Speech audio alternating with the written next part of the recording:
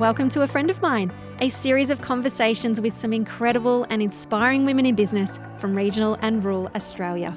I'm Kimberley Furness, your host and the founder and editor of Oak Magazine, and I cannot wait to introduce you to some amazing female entrepreneurs who will share with you their experience and knowledge of what it takes to start, grow and scale a successful business. So let me introduce you to a friend of mine.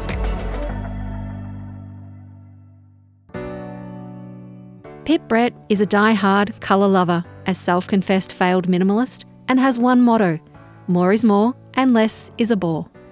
Pip launched her first business at 21 in a very small store in her hometown of Orange in Central West, New South Wales. When a shopfront became available for lease right next door to Pip's boutique clothing store Iglou, it was more than a sign. Without a clue of what she would stock, Pip signed the lease and Jumbled began. Jumbled is now an award-winning homeware store filled with inspiration, colour and Australian design. Iglou and Jumbled, along with a coffee shop, are now all together in one building called the Sonic, an 1864 old Masonic Hall that Pip and her husband Nick renovated in just 8 weeks. Earlier this year, Pip hosted the Huddle, a women in business event which saw 450 women converge on Orange for a weekend of inspiration.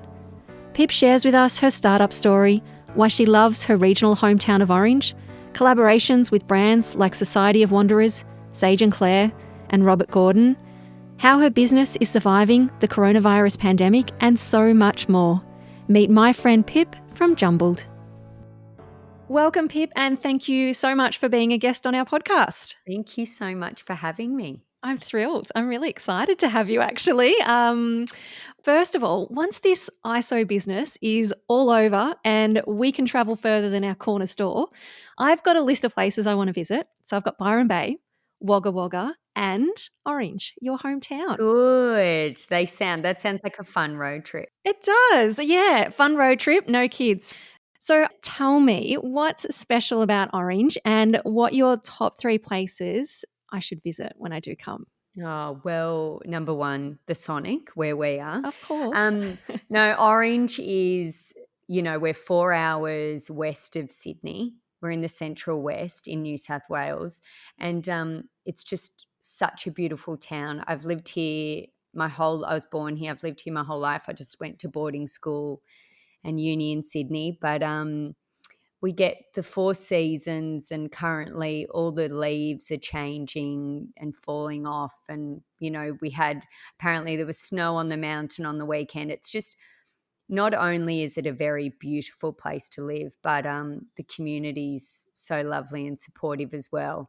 And there's so many cool things going on in Orange. So if you came for the weekend or a week, there's just, I could give you the longest list of wonderful things to do. And, I think you often take for granted where you live, but definitely in ISO, I feel so lucky and blessed to live here. We've been doing beautiful bushwalks, and it's just lovely to be able to be outside and in the open air. And I just keep thinking, oh, thank gosh we're not in Sydney or in a big city, or, life logistics are really easy out here as well. Yeah, but when you come, so my top 3 business, I won't include us, but I would say, stay somewhere really beautiful. We've got a beautiful new hotel that's just opened up called the Byng Street Boutique Hotel, and they've renovated this really, really old 2-story mansion. Like, that's, I think, it's over 100 years old, and it just looks so fabulous. And they're the loveliest people, so I'd say go there. I would also say you'd need to get gelato from Spilt Milk, which has just opened up down the road from us, and it's like phenomenal gelato. I now can't have normal ice cream. And the third one, I would say a winery. So I would send you probably to Phillip Shaw to get some sparkling and some Nice. delicious rosé, and they do pizzas on Friday nights. Like, yeah, that's where I'd send you. Oh, sounds good. Added to the list. Count me in. Good, good. Not sure how long this will be, but gosh, I just cannot wait to get on the I road. feel like when all of this is over, regional tourism's going to go I gangbusters. Like agree. I've got a list of places I want to go and stay at when all of this is over also. So yeah, I think Orange in the long run, even though it's been a really tough time, I think it'll end up being a bonus, hopefully. Yeah. Now, you did mention, obviously, you grew up in Orange and then moved to the city in Sydney to study fashion. Like, what drew you back home to the country? Yeah, I wanted to open a clothing store first. Um, and I was trying to work out where I would put it. And so I was thinking of Sydney, like Kilvelly, Bondi. But then I came home and saw this beautiful shop for lease. And I just felt like at the time, there was a real need for it out here. Like there are lots of regional clothing and homeware stores now, but back 15 years ago or whatever it is, um, maybe not that many years, there wasn't really the offering that there is now. And so I just felt like there was a need for it. And also, my husband reminded me last night it was probably him that made all of this happen. So he was working out in Orange, even though he's not from here, as an agronomist. And that was probably the push that got me over the line to move back home. But we've literally never looked back. I just can't imagine living anywhere else other than Orange. And I'm sure lots of people think that about where they live. But yeah, we're super happy here. And there was regionally, it was pretty tricky to pick up brands at the start. Lots of fashion brands wouldn't let me stock them. But as soon as one came on board, Sass and Bide, they had a girl who lived in Forbes, was working for them, and she convinced them that it was a good decision, that there's this huge market of people out here that love fashion, but they just couldn't get their hands on it. And so once I got one brand, it was easier to get all the others. And some of the ones that said no initially came asking me a couple of years later or, to take them on. But I do hold a grudge a little bit. So I was like, no, sorry, I've moved on from that. But I think being regionally based was definitely and being at the start of the movement, I think was of benefit to us. Yeah. Now, when you mentioned just how hard it was, the challenge of getting some brands on, like I know that problem still exists for some regional and rural businesses. It's just unbelievable. Oh, it just makes me so mad. That makes me so, I think fashion is definitely not as nice an industry as like the homewares and design sort of industry. Um, and I think that regional stores are actually kicking goals over a lot of the bigger city stores because, we can have bigger spaces. We can often get a bigger offering because we don't have as much competition in our town. So you can get, if you're allowed to get it, you can get what you want. But I think regional communities support regional business as well. And I don't know if that's the same, if there's that same feeling towards businesses in the city, if you know what I mean. Yeah, I do. Um, Yeah. but I also think those brands are, I had the same thing said to me the other day. I won't mention the brand. It's a homewares brand. And she said, when I sell to regional stores, I try and get them to pick the more conservative, less bright stuff to go a bit safer. And I was like, oh, why is that? And she was just like, I just think out there isn't a market for it. And I was like, you need to come and visit and see your stockists because I don't think you understand. You know, I just think us being regional has never really held us back except for that first initial year, probably trying to convince people. I found the email that I sent around to people trying to get them to come on board, and it was super, super cringeworthy. But it is really tricky starting from scratch and trying to convince people of your idea and your vision, because I guess so many businesses don't do so well that it is hard for businesses to take a gamble on you, especially if they are making stock or getting stock in for you. And so I get it in that respect, but I think that regional people don't love design and fashion as much as city people is just so not right. Yeah. Ridiculous. Yeah. There's just this perception that we're still country bumpkins, which is so I infuriating. know, it's funny. Yeah. Yeah.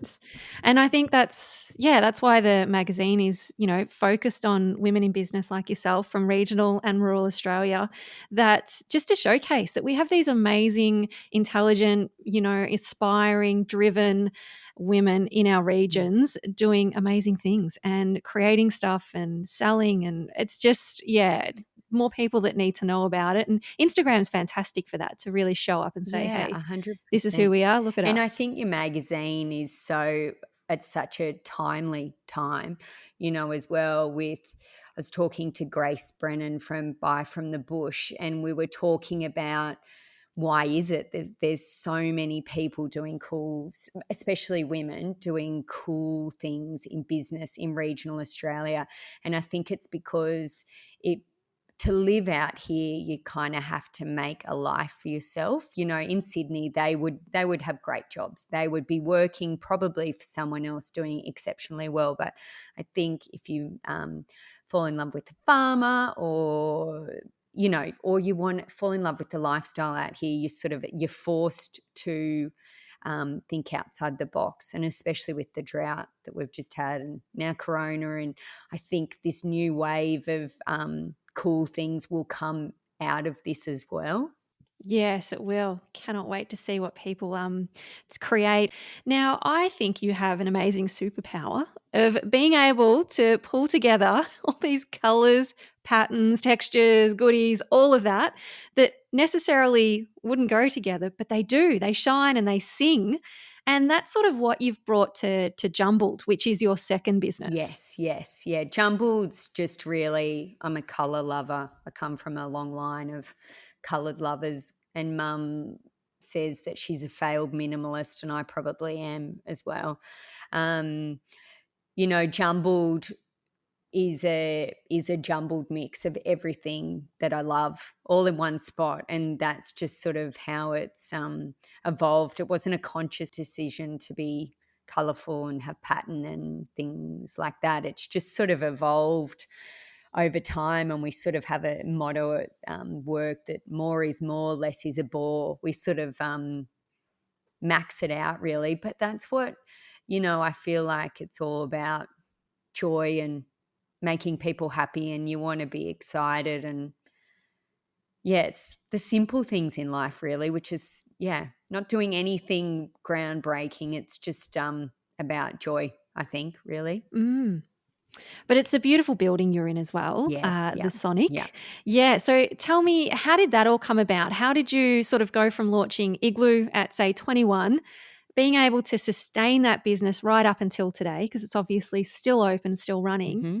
pop a second business on there and put it in this beautiful old building and make it what it is? Yeah. So Jumbled had sort of outgrown. It was in a really tiny, tiny little store. And when people would come and visit, they would say, oh, it's a lot smaller than what I thought it would be. And I'm like, oh, I try really hard on Instagram. I'd be like standing up on the counter trying to use my like one little piece of white like patch of table and things like that. But we sort of outgrew there, and we were trying to work out what our next move was. And my husband, who's also now a builder, he was walking the dog one night, and there's an old Masonic Hall right off the main street in town, and it's this beautiful building with big pillars and really, yeah, as a kid, it was a very spooky looking building with long grass, and it has the sort of that eye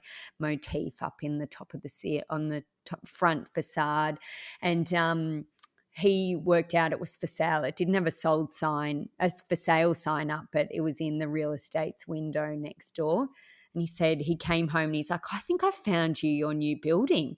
Anyway, we went and looked at it the next day, and there was a clothing factory in there at the time. So it was like screen printing tables and embroidery and, tracksuit pants and high vis as high as, the eye could see.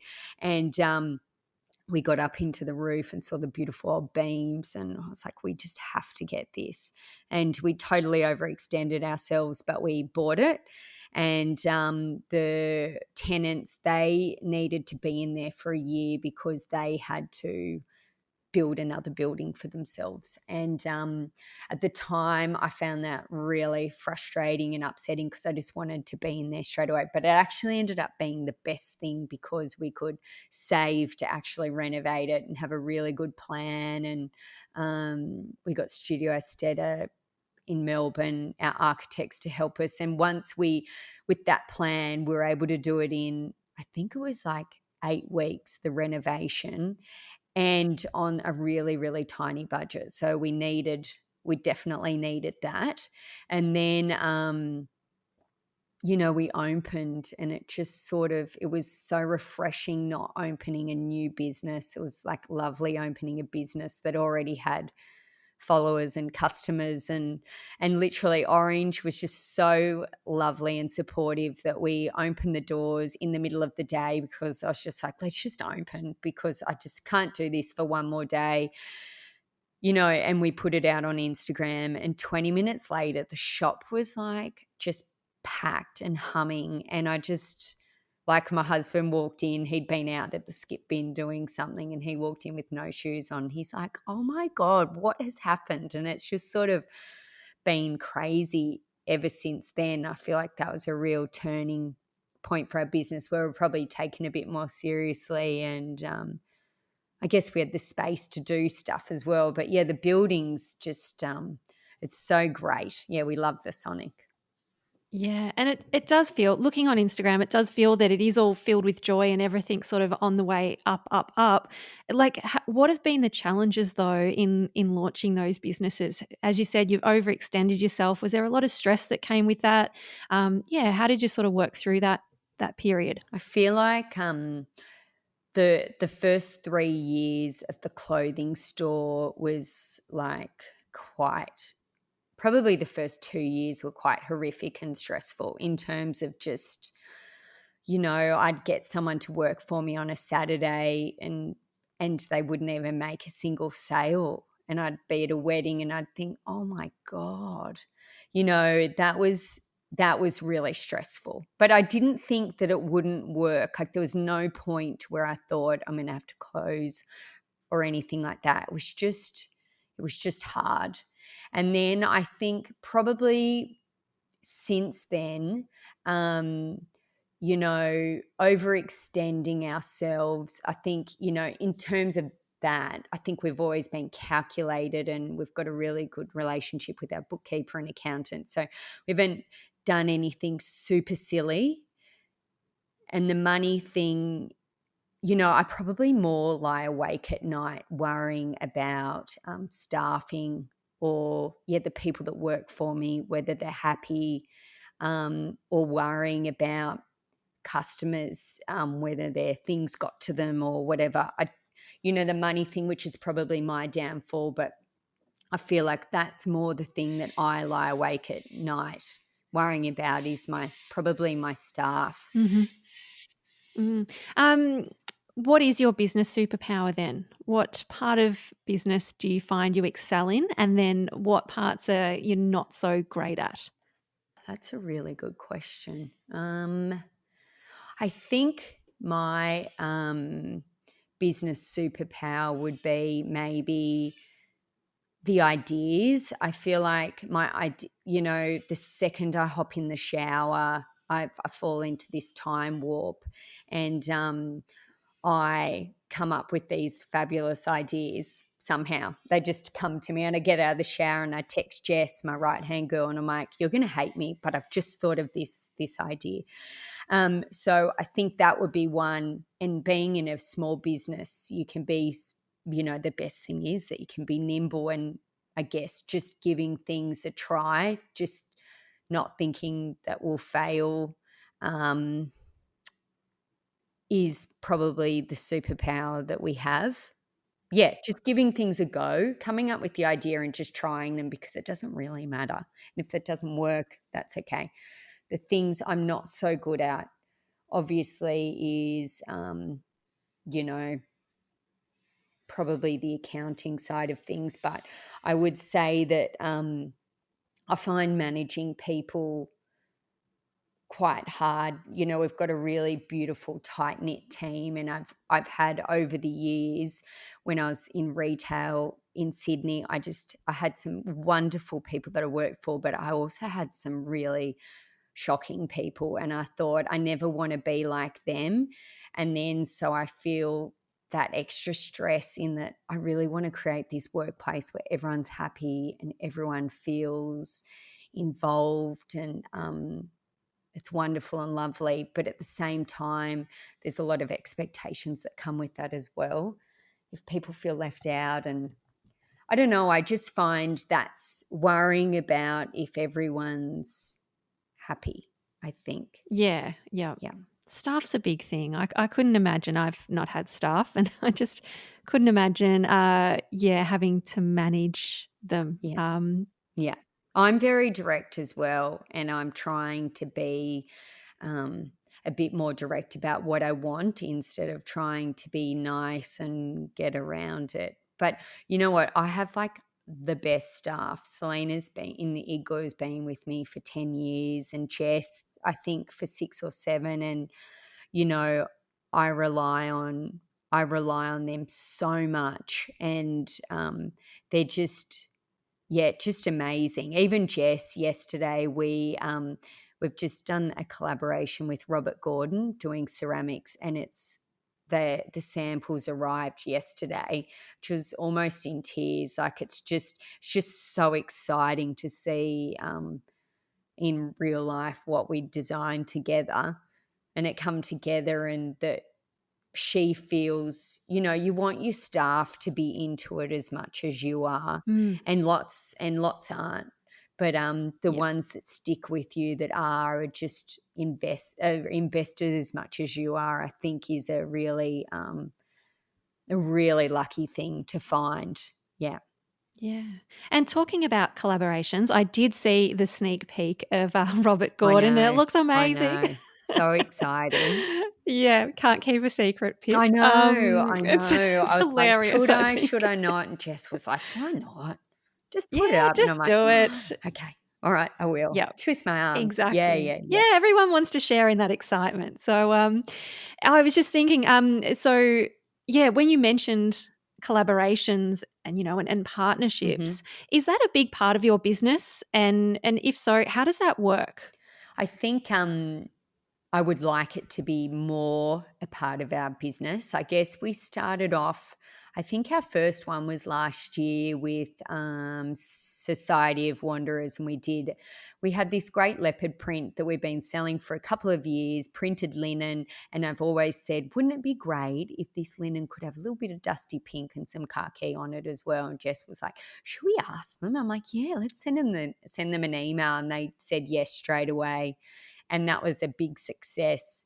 And the same happened with Sage and Claire and the Nudie Rudy bath mat, and that just went gangbusters. And I think we really realized that, out in the marketplace, we really needed to have a point of difference. We were going to trade fairs, and we're all selling from the same small pool of brands. And so we decided last year to focus on, creating our own product through collaborations, but also, really focusing on original art and, trying to differentiate ourselves, but also keep ourselves, really exciting. We ended up doing a collaboration with the fashion brand SWF, and we did a dress.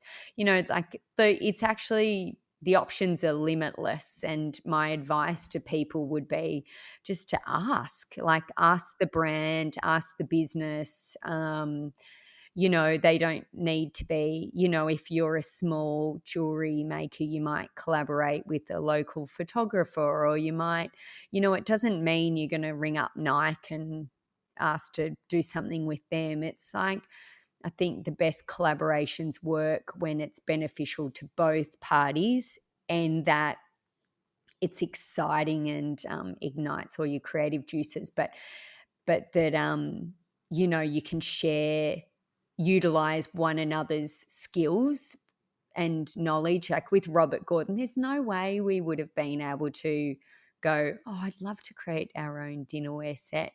Like, where do you even start? So great to you know someone's already done the hard work for you, but how do you help them as well? So I think, yeah, that's where I have been getting the most joy from of late, and yeah, I can't wait to do more bits and pieces. But when that all just starts coming together, I just yeah, that's literally from, I was on the House of Style podcast, and they said, "What's your dream collaboration?" I said, I would love to have my own dinnerware, beautiful ceramics inspired by, Morocco, um and literally Kate from Robert Gordon was listening to the podcast and sent me a text, Oh and I my like gosh. almost fell off my chair. Oh, It's just yep. yeah, so I think just throwing things out Well, there's there. something in that. Mm, If you, yeah, speak your dreams out loud. So if there is something that you want or need or aspire, just speak them out loud. You never know who's I listening. That is know. Yeah, insane. yeah, Crazy. 100%. Yeah. I'm going to have to remember that for the next podcast and think about the things that I need and just drop them in all Oh, the I time. know. You have to work. Speak it out to the universe. Totally, totally. So with the collaboration, say with Robert Gordon, how does that work though? Like, what do you offer them? So, are you locked in for a specific quantity that you have to sell, or yeah, I suppose with exchange of value, what do you bring then? So I guess, let's say for Robert Gordon, for instance, so what we would bring is, our designs, our ideas, and the look, which is quite different to what they're currently doing.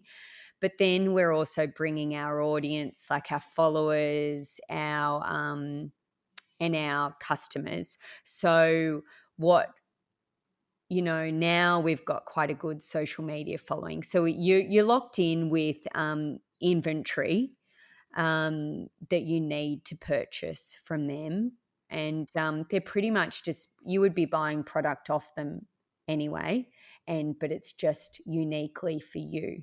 So it also works for them as well, that it opens up other collaboration opportunities. It introduces their brand to a different audience in a different way, or their existing audience in a new way. I plan on shooting this in a really beautiful way and presenting it. And, even when my new house has been done, I just, I envision a lot coming from this, hopefully, that I'll be able to give them value from it too. But I also think, Kate at Robert Gordon, it's been such a joyous process to be able to be designing it together. And then, I think what comes out in the end is so beautiful, that it's just nice to do different things at work and be challenged in a different way. So hopefully I can bring them value as they've also brought me value. Yeah, definitely. And as you said, like it is such a unique style that you've brought to Robert Gordon. So I can't wait to see when it's all on the shelves and it just sort of fly out your door, I Pip. It hope looks so. I amazing. hope so. I just can't wait for my own set. If my kids break one, I'll kill them. Yep. Yeah. Now, speaking of collaborations, one huge, really was a collaboration, was an event that you held earlier this year. Um, I still have some serious FOMO over it because I wasn't able to come and Yeah. I tried really hard. I just couldn't. Look, I was even bringing the kids at one point just to try Crazy. and work the logistics of the family.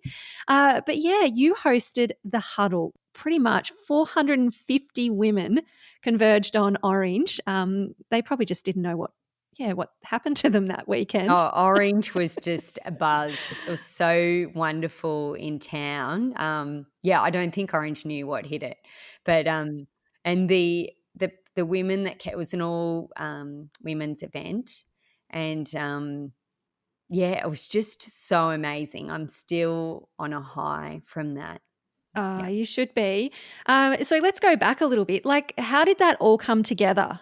This was probably more of a longer term dream that I'd had when I think anytime I meet another business owner, I love chatting to them shop, anyone, I love chatting to them. And when we were renovating the Sonic and I was at peak stress, we were just about to open in like a week. And the bank, they invite you to things when you've borrowed too much money. And they invited me to Women in Focus up in Noosa for 4 days. And I think it was like 200 women, and they was just speakers for and it was just so everyone I met was amazing. Like, when you just sit down at any meal and the person either side of you has the most interesting story to tell, or so I think that planted the seed that I was like, this would be so cool in Orange. Like, and then I also take tours to Morocco twice a year with Julia Green from Greenhouse Interiors, and we always go to bed at night just saying, gosh, everyone just has a story, don't they? And I think on the one of the trips last year, there were just some really amazing women that made me sort of go, gosh, I'm so lucky that I get to learn and hear from all these people.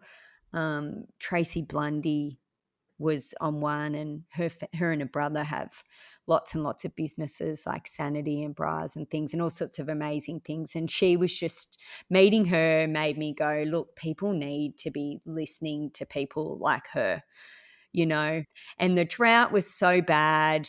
And we were trying to work, we just donated money from an artwork. And I was like, I feel like we need to do something more, like something that will help more rather than just donating coffees to a cafe in Walgett. We've got to do something. I don't know. And I was like, I think it might be time to do a business event in Orange. It'll help Orange. We'll have them here for the whole weekend, show off our town. Like, we'll just get all of our favorite people in one room and people can hear from them. I don't know how we're going to do it, but we'll just do it. So I think in October we decided to do that.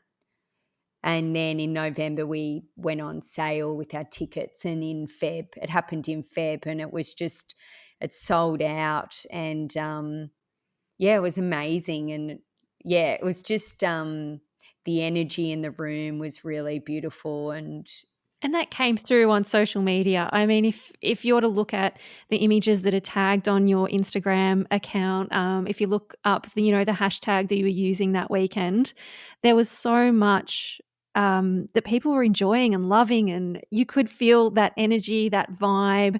It was, as I said, serious FOMO. Just an interesting little fact. One of the images that I've shared on the Oak Instagram account was from the Huddle, and it is the most popular post that I have shared. That's so So there good. you go. Oh, that's Yeah, good. yeah. Like, it's the benefits from that event have been just so wide ranging and amazing. Like, it was great for town at a time when we're in a really bad drought. It also, it inspired a lot of people to do what they were thinking about doing, or gave them courage to keep going, or they just met people who've collaborated since that. um, it was just, I can't believe it actually, we were able to pull it off because we're just a really tiny team and we hadn't really done an event at all before. And, like, it probably wasn't 100% perfect, but we aimed really high. And I think, we were already planning on doing our next one. We locked in dates, and currently they're still sitting there for September, but I don't know if, we contacted our dream mentors and it was a lot easier. People said yes a lot quicker this time. But, I think after Corona, this is what everyone will need again. But we just have to wait and see how this is all going to play out. But there is plans to definitely do it again, but bigger. Not necessarily bigger. I mean better. I mean better more amazing. And if you did come previously, you would get even more this next time, Yeah, but not necessarily bigger. I just think, 450 is a lot of people. And Hotties. yeah, yeah. Yeah. No, we need more of these types of events in regional and rural areas, Pip. I know myself, Melbourne's only 2 hours down the road, but it's a long 2 hours. Some of their events, their women in business events, kick off at 7 in the morning.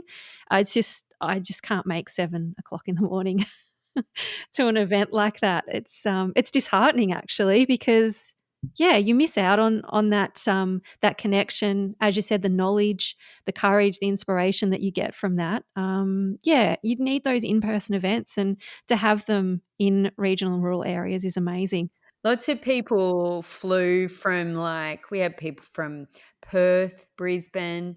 Um, now Orange is such a good regional centre that you can fly from here, but to most places. But yeah, that was the thing that sort of blew at the time, when the tickets sold. Only 49 of the 450 people were local. And at the time, that made me really sad. I felt like we weren't supported by the local community, sort of, in a way, or I don't know, but it really upset me. But the girls, all the other girls were like, "What are you talking about? This is what we actually wanted. We wanted people to come to Orange. We wanted people to come and visit and experience it, and to get 401 women from around Australia to come is so amazing. That's amazing. And then as soon as it finished, so many Orange people were like, "Oh, I just had severe FOMO. I'm definitely coming next year."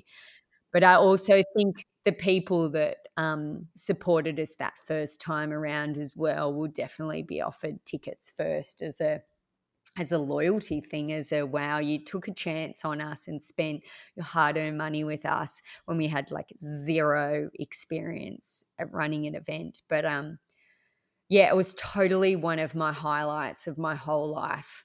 Yeah. But people can still listen to all those amazing, famous friends that you had there through obviously your podcast, Jumbled Has a Chat. So if they did miss out, you still did an amazing thing in terms of marketing. You created a piece of content and repurposed it. So Oh, yeah, thank you. it's Yeah. brilliant. Yeah. Can live through that for the moment. Yeah. There's still lots of things that some of the guests said that I think about all the time. I just think, oh, yeah, that's so right. So I think you only need to hear one thing at an event or on a podcast or in a magazine that can literally change your life, or the way you do business, or the way you think about things. Like Jane from Bird's Nest in Cooma, she said, when in doubt, be generous. And I just think that is just such a good thing for life in general, but also for your work. But everything, I think, oh, it's so good. Yeah. Amazing story. So we have touched on coronavirus a little bit. How are you supporting and connecting your community and obviously other business owners through Insta at the moment? I think, those first couple of weeks were really dreadful and stressful, and we were just trying to survive, I guess. And we decided, I think, the first day of lockdown, that we'd do a small business tip every day on Instagram, and that's been really, really fun. So it might be from me or one of my staff, or you know, someone that I know might give us one. And that's been a really lovely thing, and the response back's been really great. But I think we've just tried to stay really positive and joyful on it. And I guess we've also just fast tracked our podcast because we thought that, during everyone needed a little bit of ISO inspo. And I know lots of people have got time now to listen to podcasts. So we just did Jumbled Loves a Chat with Rachel Castle. And that was, she has so many cracking pearls of wisdom. So that was really good. So we're just trying to do that, and within our local community, sharing what other cool things people are doing. I find it really fascinating the way certain businesses have been able to pivot and evolve. You would probably have that in Bendigo as well. Restaurants doing home delivery and all sorts of amazing things that I feel like when we do come out of this that, there might be new income streams and things like that. But And I think that's what it pushed you to do at some point for some of us was, wow, I just lost a whole income stream. mhm. What can I do? Like how you really get gritty, I suppose, and go, right, how do I make money? What else can I create, make or sell that is going to bring in some money? I feel like there's silver linings to all of this as well. Whether people can see it now or not, I feel like a few weeks in, I was able to see it, and I feel like it was probably the thinking space that I needed. Even though we've been really lucky that we've had online, so I during the drought and the huddle, I was saying to people, you got to get online or think of how you can, because it drought proofs your business, it virus proofs your business. It is like having a different income stream. But I feel like it gave us, there's been things that I've wanted to do that, when you get stuck doing your business day to day, the nitty gritty, that you don't get a chance to step back a little bit. And I always come up with my ideas, in the shower or on holidays. And unfortunately, I'm not on an Italian beach or something like that. But I feel like it's given me the time to reevaluate the business altogether and the way we do it.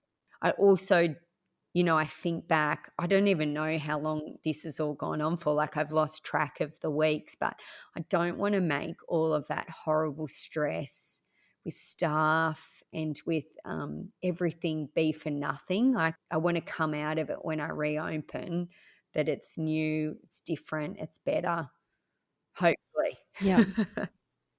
Hey, Pip, would this be one of the hardest challenges in business so far? Yeah, yeah, definitely, definitely. And lots of decisions, I feel like in that first week or two had to be made really quickly, because I feel like those decisions that we made led to the survival of the business that, you know, and with staff and things like that, there's just so many things at play. But I think I I actually impressed myself a little bit in that I was really proactive and decisive. I didn't, maybe I wouldn't have been as good if it had happened a couple of years ago. And you know what, I was also so grateful. Like, if that had happened, if Corona had happened in the first 3 years of Igloo when I was in my 20s, I don't know if I would have survived. So that's what makes me sad for other businesses that may not be in the same position that we were, that I just sort of thought, gosh, the timing of things were just very, very lucky. And Yeah. In that your online store was up and running? Is that sort of what you mean by lucky? that we did have an online store, and that we had an engaged audience on social media, because that's just like totally vital to, I think, running a business in this day and And you age. obviously don't take that for granted, having the 100K, No, like you no, know how big that no. is. It's I feel so lucky that it's actually a tool that we're able to use in our business. Like, if it didn't exist, we wouldn't have the business that we have today. So no, I was even talking to Rachel Castle about it, and we are just saying how much we actually love it. Like, I find it's stressful as well that it just goes on. Even when I get home, it's still going. My Instagram's just still going, and that it does feel a bit unrelenting. But, you know, you're able to, pivot and do things like so easily for no money, and have access to people in a way that's like inspiring rather than really pushy. I think it's super valuable. Do you try to move your followers off the platform though, say onto an email list or anything like that, or you feel okay with them all being there on the one platform? Having a newsletter list is so valuable to any business. I think when I started Igloo, I used to get everyone's postal address. Like it just I just think, oh my God. And I could really only send out 2 postcards twice a year to say I was on sale. And that's all I could afford because, with the postage and then the printing and as you kept building your audience, your mailing list, it got more and more expensive and, just terrible anyway. But then, a fashion brand that I talk to regularly, she says, I wish I could send out a newsletter twice a day, 3 times a day if I could, because she's like, "That is our biggest income stream." Like, just you press send and the money comes in.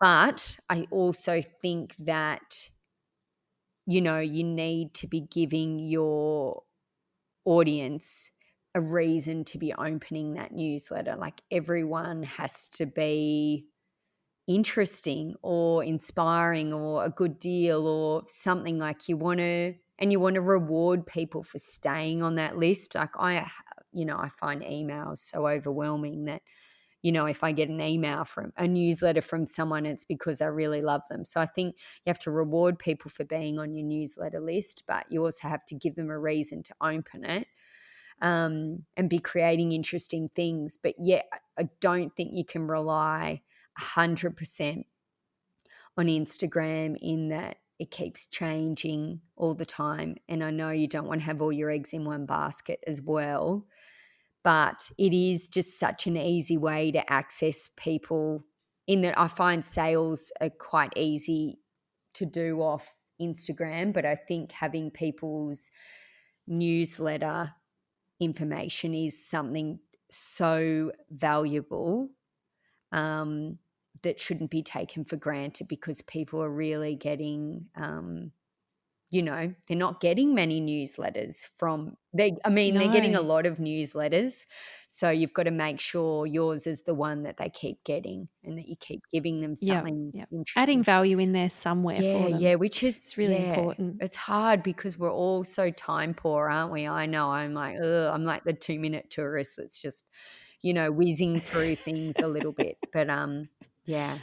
Uh, well, I'm glad you're on Instagram because you do bring lots of joy and color to my feed. And I love that you show up. You're authentically you. I haven't met you in person, Pip, but I just imagine that you are as you are on Oh, Instagram. So that's I think nice. that's a beautiful thing. And as I said, I look through all the tagged images, so those that tag Jumbled on their photos, and so many people talk about you being an inspiring person and someone that lights them up, especially those in the art community. So Oh, yeah, love that. how does that make you feel knowing that you inspire so many people? I think that's lovely, but I also feel sometimes like a little bit fraudulent in a way that I think, like, I'm probably not happy all the time, um, but I get a lot of joy from work. And I think, I was saying to my son was asking me this morning who was the most famous person in Orange, and I was saying, oh, it's probably the 10-pin bowler that wins all the things in America. And he's like, yeah, famous people are really busy, aren't they? And I was like,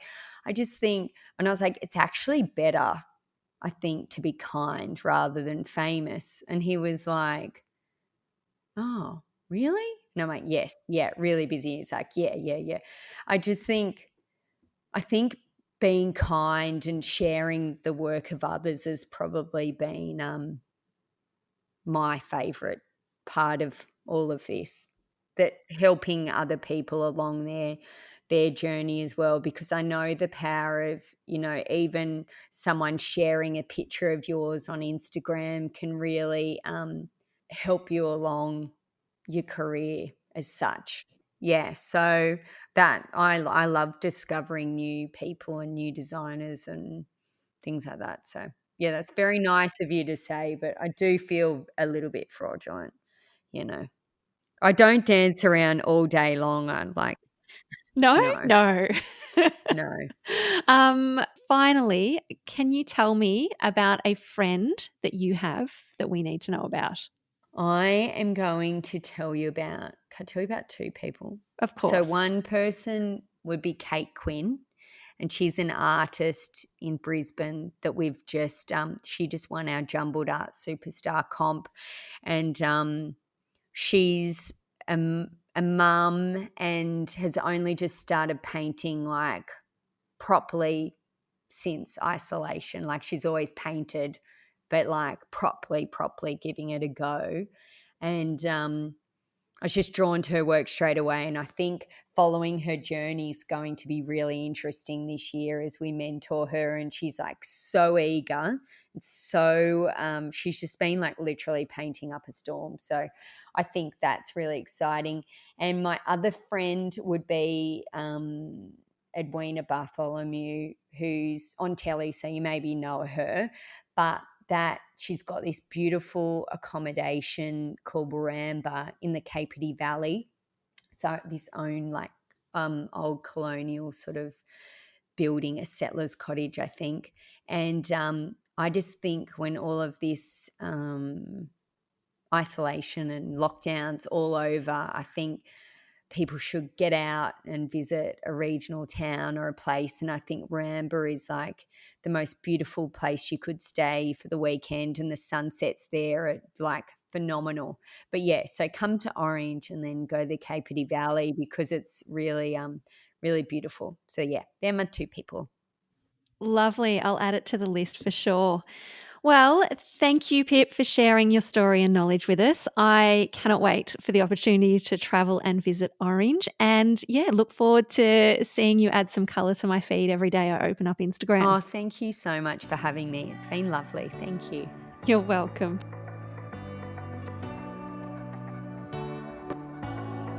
Now, before you take off with all that inspiration and knowledge, we'd love for you to leave a review on our podcast so that we can continue to amplify women's voices in the media. And if you have any questions, we'd like to celebrate a win, you can always connect with us on Facebook and Instagram at Oak Magazine AU.